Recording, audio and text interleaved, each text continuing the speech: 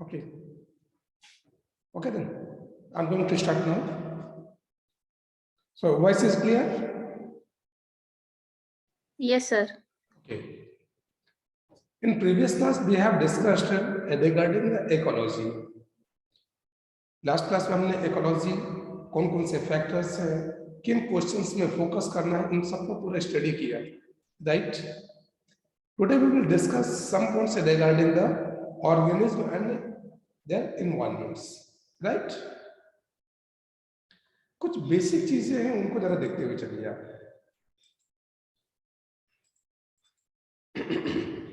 ecology at the organismic level is essential physiological ecology.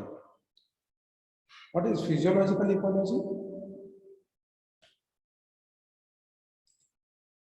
अगर हम किसी ऑर्गेनिज्म लेवल पे जाते हैं, है ना, मैंने आपको कल बताया था कि मॉलिक्यूल से सेल, सेल से ऑर्गेनिज्म, ऑर्गेनिज्म से सेल से टिश्यू, टिश्यू से ऑर्गेनिज्म, राइट, ऑर्गेनिज्म से पॉपुलेशन, बताया था ना मैंने पढ़ा. तो अगर आप ऑर्गेनिज्मिक लेवल पे जाइएगा तो उस इकोलॉजी को हम क्या बोलते हैं? Physiological ecology, right, which tries to understand how different organism are adapted to their environments. और इस इकोलॉजी में हमें देखना क्या है? How different organism are adapted to their environments in terms of only survival but also reproduction. तो सबसे पहला सवाल ये है कि जो ऑर्गेनिज्म है वो एनवायरनमेंट से किस तरह से इंटरेक्ट करता है, किस तरह से उससे इंटरेक्ट कर रहा है और कैसे अपने आप को मोस्ट सुइटेबल या फेवरेबल बना रहा है, राइट. तो जब हम बात करेंगे एडेप्टेशन की या अपने आप मोस्ट फेवरेबल बनाने की, तो क्वेश्चन आता है कि किस चीज के लिए मोस्ट फेवरेबल है ना. जब बायोलॉजी कहता है फिटनेस, तो फिटनेस का मतलब क्या है? दो चीजें फिटनेस का मतलब. नंबर वन हमारा आता है सर्वाइवल, राइट. एक तो सर्वाइवल आ गया, हमारा सर्वाइवल अच्छा है, then it means we are very good adapted for that particular environment. उस एनवायरनमेंट के लिए हम बहुत अच्छे से एडेप्टेड है. ओके. दूसरी चीज क्या है? For reproduction.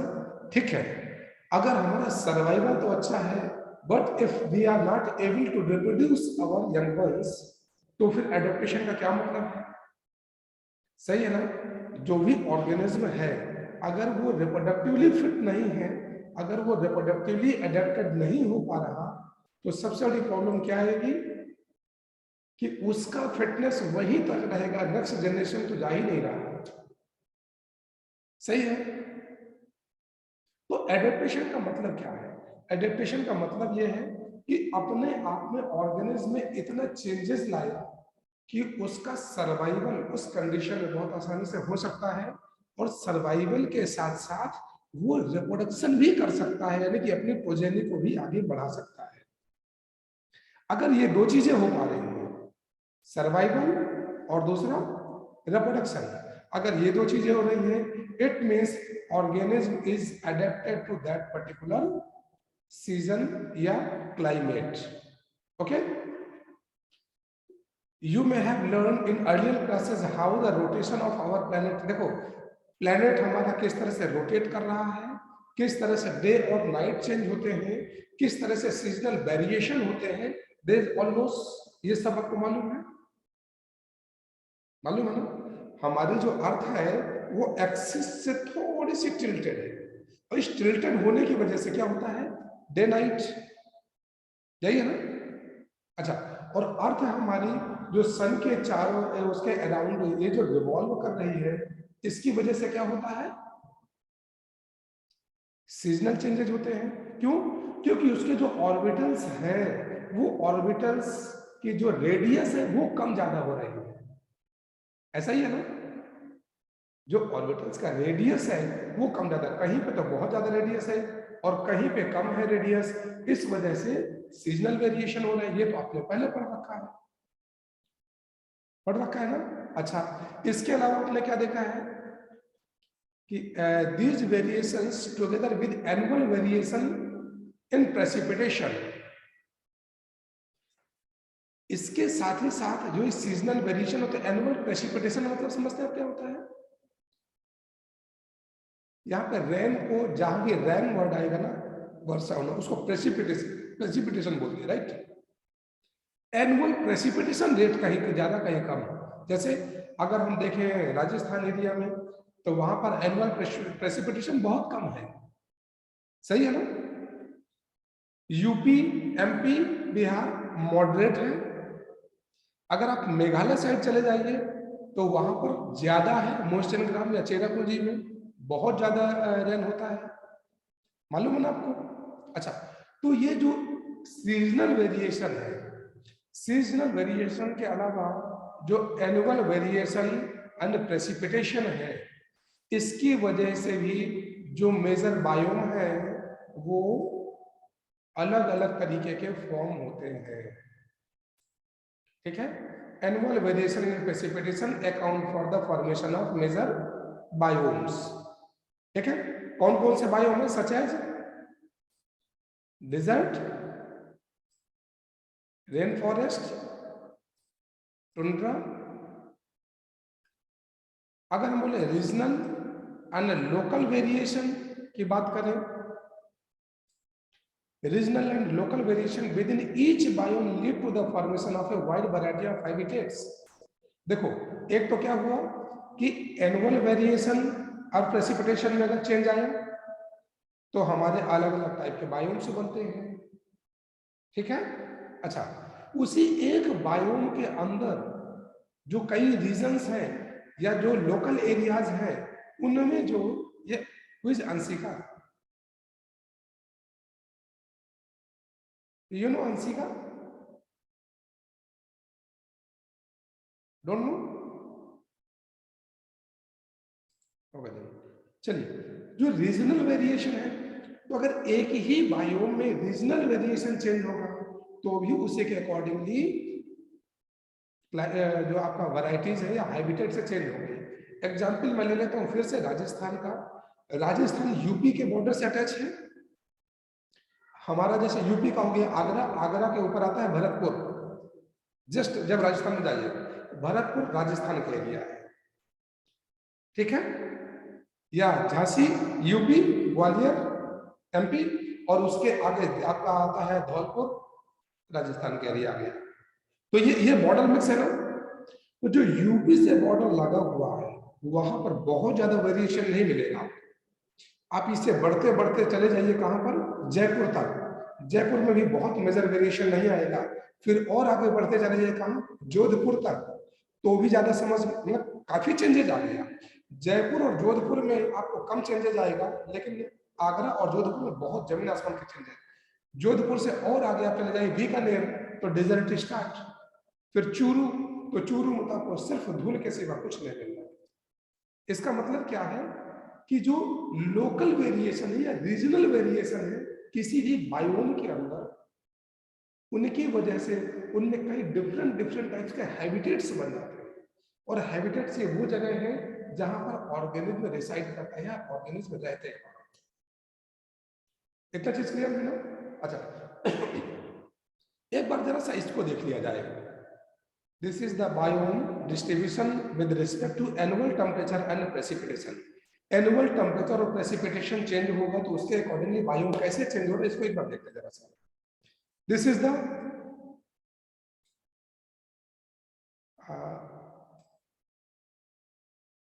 this is mean annual temperature in degree Celsius and this is the mean annual precipitation। पक्का? अच्छा, ये जब टेम्परेचर का आप अपनी बुक भी ओपन करके रख सकते हो बेटा, स्क्रीनशॉट देखते जाइए स्क्रीन में और अपनी बुक ओपन करके उसे देखिए और क्लियर होता जाएगा आपको। मीन एनुअल टेम्परेचर कहां से स्टार्ट है देखिए जरा गौर से, -15, इज इट? -15 से स्टार्ट है ये।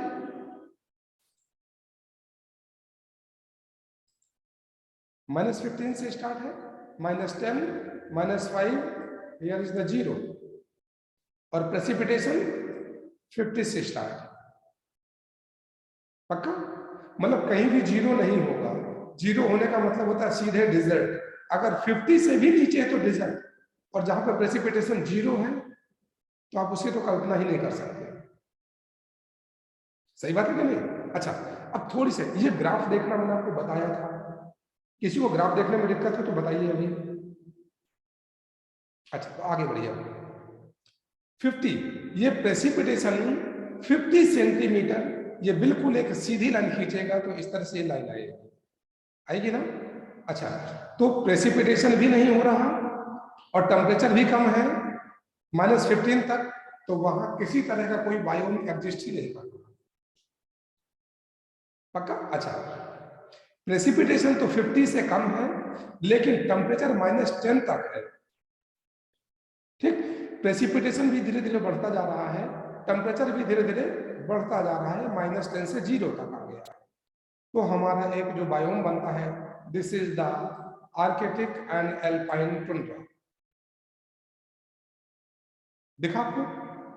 तो आपने ये देखा कि प्रेसिपिटेशन ये 50 से लेके 100 सेंटीमीटर तक हुआ है और टेम्परेचर -10 से 0 तक हुआ है। तो यहाँ पर जो बायोम बना, that is Arctic and alpine tundra. Antarctic वगैरह आप लोगों ने सुना होगा ना, ये सारे के सारे इसी जोन में आ जाते हैं।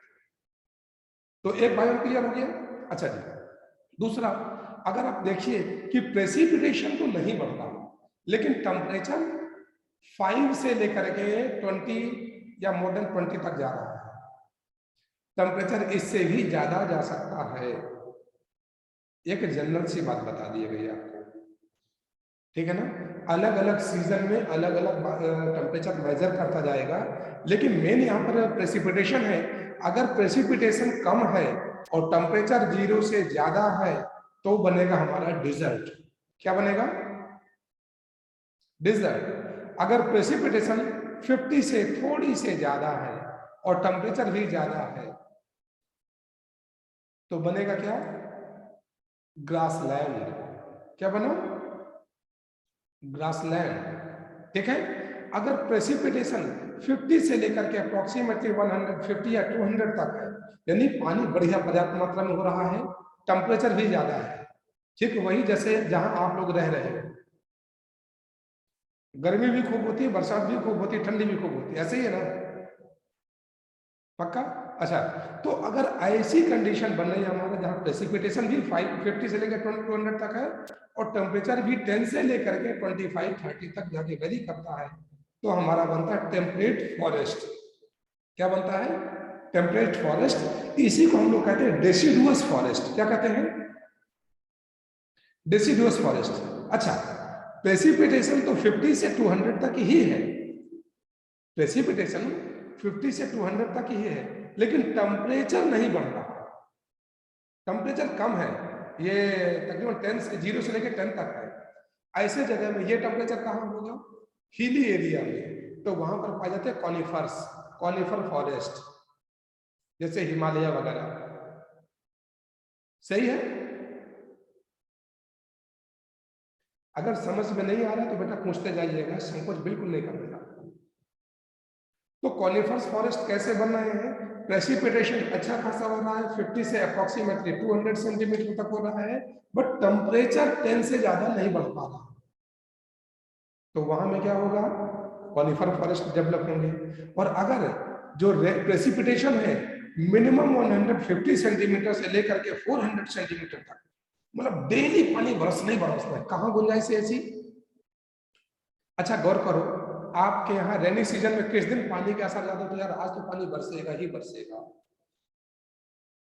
जिस दिन उमस ज्यादा हो, होता है ना, उमस ज्यादा, यार उमस बहुत ज्यादा है, आज पानी पक्का बरसेगा, भगवान आज पानी बरसा दो। और अगर पानी बरस गया, अरे वाह, देखा मैंने कहा था ना भगवान पानी बरसाएंगे यार। ऐसे ही बोलते कि नहीं बोलते? रीजन क्या है? रीजन क्या है? वार्म और ह्यूमिड कंडीशन, टेम्परेचर भी ज्यादा है, प्रेसिपिटेशन भी जबरदस्त है, तो ऐसे में वार्म और ह्यूमिड कंडीशन पैदा होती है। सही है ना? पसीना शरीर का सूखने भी नहीं पाता है, गर्मी भयंकर रहती रहती है, पानी भी खूब होता है। अगर ये कंडीशन होती है तो वहां पर बहुत बड़े बड़े फॉरेस्ट बनते हैं, जिसे आप लोग बोलते हैं ट्रॉपिकल रेन फॉरेस्ट। क्या बोलते हैं इनको? Tropical rain forest. क्लियर? तो आपने देखा बेटा कि जो एनुअल प्रेसिपिटेशन है और जो मीन एनुअल टेम्परेचर है, याद रखिएगा ये टेम्परेचर पूरे साल का नहीं दिया गया है, ये मीन निकाला गया है। एवरेज, एवरेज समझते हैं ना? जैसे हमारे यहाँ टेम्परेचर मिनिमम कहां तक जाता है 4 डिग्री सेल्सियस या 6 डिग्री सेल्सियस, मैक्सिमम कहां तक जाता है 42 43, ठीक है? तो 42 प्लस 6 48 अपॉन 2 कितना हो गया 23 हो गया ना, राइट? और यहाँ देखो ये मीन वाइल कितना है 25। तो टेम्परेचर में धोखा नहीं खाना, अरे सर टेम्परेचर तो बहुत कम है, इससे ज्यादा तो हमारे यहाँ, ऐसा नहीं। मीन एनुअल टेम्परेचर है, पूरे साल का जो सीजनल है उसको मिलाकर जो मीन निकाला गया वो टेम्परेचर यहाँ दिया है। हमारा मीन टेम्परेचर 22 23 के आसपास है। यहां तक डाउट तो नहीं किसी को? गर्मियों में 42 43 तक जाता है कि नहीं जाता है? और ठंडियों में 6 डिग्री सेल्सियस 4 डिग्री सेल्सियस तक आता है। तो मीन एनुअल टेम्परेचर निकाल लो आप, निकाल लेंगे ना?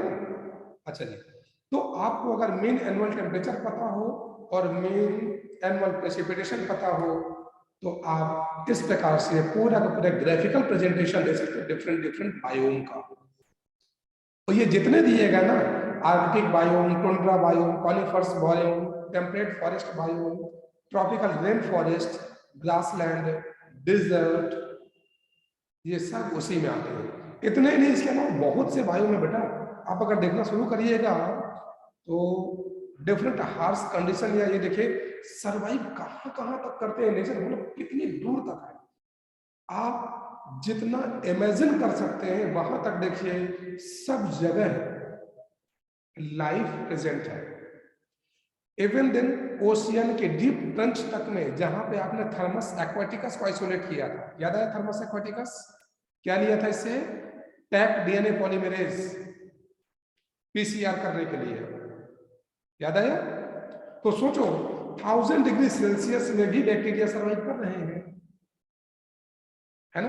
तो ये देखो जरा सा, स्कॉर्चिंग राजस्थान डिजर्ट, ये देखिए scorching Rajasthan desert, rain soaked Meghalaya forest. मैंने आपको बताया था मेघालय की कंडीशन क्या है, स्पेशली वहां का जो चेरापूंजी मोइजन ग्राम है। अभी आपको दिख रहा है सीजन बढ़िया फर्स्ट क्लास है, आप घर से बाहर गए 10 मिनट बाद पानी बरस गया, वहां की ये कंडीशन है। मतलब कंटिन्यूसली वहां पानी तो होता ही होता है, एक भी दिन ऐसा नहीं जाएगा कि पानी ना बरसे, ठीक है ना? Meghalaya forest, deep ocean trench, जहां से हमने थर्मस एक्वाटिकस आइसोलेट किया था, है ना? टोरेंटियल स्ट्रीम्स, जो टोरेंटियल स्ट्रीम से हैं वहां पर आप देख लीजिए, स्ट्रीम समझते ना? आपने देखो कई कई झरने हैं, कहीं गर्म पानी का झरना है, कहीं ठंडे पानी का झरना है, बहुत सुना है ना ऐसा एक्सेप्शनल केसेस। उन सभी जगह में माइक्रोब्स या लाइफ प्रेजेंट होती है ना? Permafrost snow laden polar region, ये परमाफ्रॉस्ट समझते हैं? अगर कोई भी सॉयल या अर्थ का पार्ट 2 साल से ज्यादा तक 0 डिग्री से कम टेम्परेचर में रहता है, 2 ईयर से ज्यादा, तो वो सॉयल कन्वर्ट हो जाती है परमाफ्रॉस्ट सॉयल में, ठीक है? तो सोचो जहां 12 महीना बर्फ जमी रहती है तो वो सॉइल कैसी होगी? Permafrost soil. तो permafrost snow laden polar regions, high mountain tops, thermal springs, गर्म पानी के झरने, एंड स्टिंकिंग कंपोस्ट पिट, जहां पे आप लोग अपना गोबर वगैरह डालते हैं ना, कंपोस्ट बनाते हैं, अगर उनको निकाल लीजिए तो वो जो गड्ढा बनता है तो कितनी बदबूदार स्मेल आती है, वो बदबू भी माइक्रोब्स के द्वारा ही फैलाई गई है, मतलब उसमें भी माइक्रोब्स पाए जा रहे हैं, लाइफ पाई जा रही है। तो stinking compost pit, to name a few, ये जितने भी नाम लीजिए। Even our intestine is a unique habitat for hundreds of species of microbes, हमारे इंटेस्टाइन में ही हंड्रेड्स टाइप के माइक्रोब्स पाए जाते हैं। नाम लेके उनका, एस्केरिस, टैपवर्म, पिनवर्म, हुकवर्म, है ना?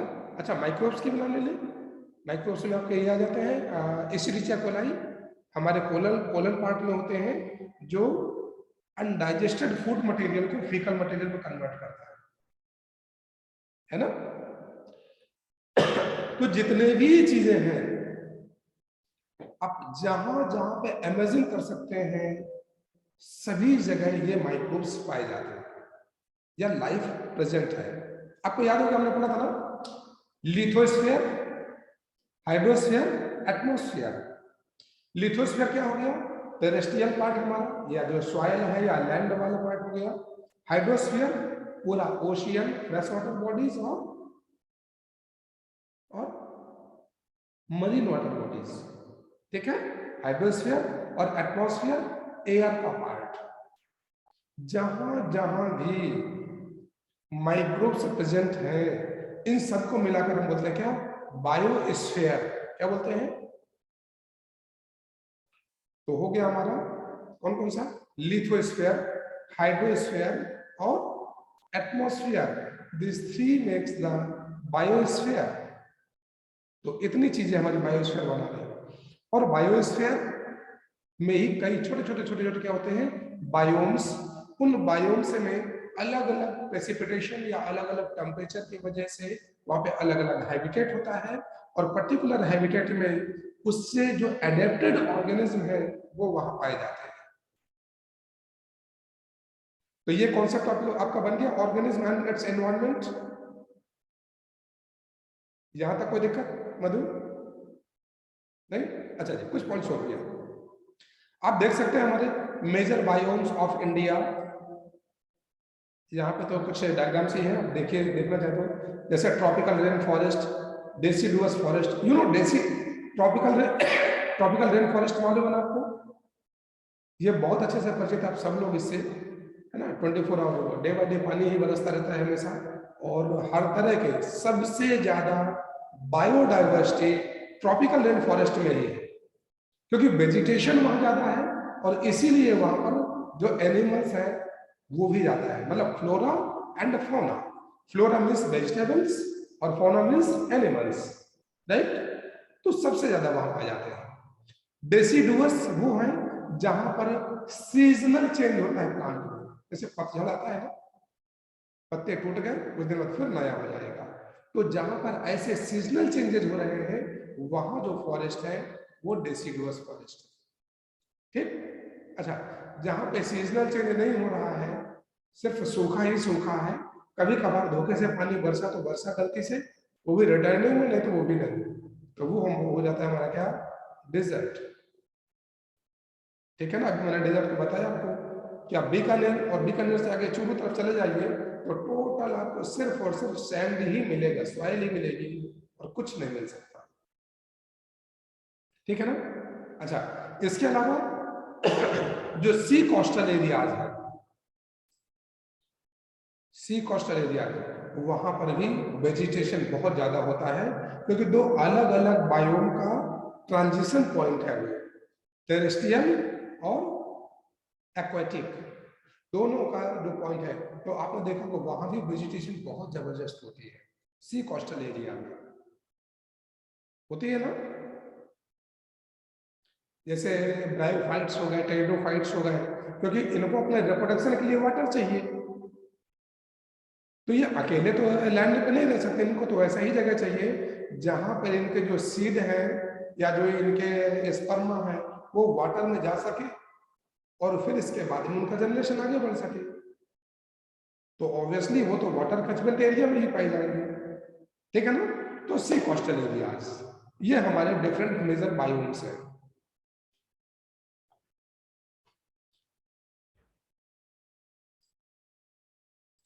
What are the key elements that lead to so much variation in the physical and chemical condition of different habitats? Different habitats के जो फिजिकल और केमिकल कंडीशंस हैं उसके लिए कौन कौन से की एलिमेंट हैं जो कि इस वेरिएशन को कॉज करते हैं। एक क्वेश्चन तो होता है ना भाई कि ये जो फिजिकल वेरिएशन मिल रहा है या ये जो केमिकल वेरिएशन मिल रहा है हैबिटेट्स में, तो कौन से एलिमेंट हैं जो ये वेरिएशन कॉज कर रहे हैं, right. The most important ones are temperature. तो सबसे इंपॉर्टेंट हमारा क्या है, टेम्परेचर हो गया। दूसरा वाटर, तीसरा लाइट और चौथा सॉइल। मैं इसको अभी थोड़े से बताऊंगा, इसके बाद मेजर एबायोटिक फैक्टर जब पढ़ाएंगे तो पूरा डिटेल में आएगा ये। आप समझिए, सीड जर्मिनेशन का एग्जाम्पल लेकर मैं इसको समझाना चाहूंगा। अगर आप सीड को वाटर में इम्बाइब नहीं करिएगा, आप चना फुलाते हैं खाने के लिए, उसको स्प्राउटेड करते हैं, बस अब वो दिमाग में रखो। अगर आप चनों को पानी में नहीं डालेंगे, वाटर में नहीं डालेंगे, तो